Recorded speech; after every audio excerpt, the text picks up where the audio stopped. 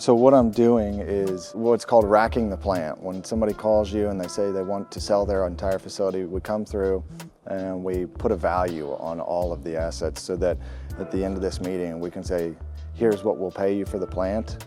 We own it until it's sold, or here's what we think it'll bring, and we'll do it on a commission basis for you as well. So this is just us writing down notes. I've got my numbers, our partner's got his numbers.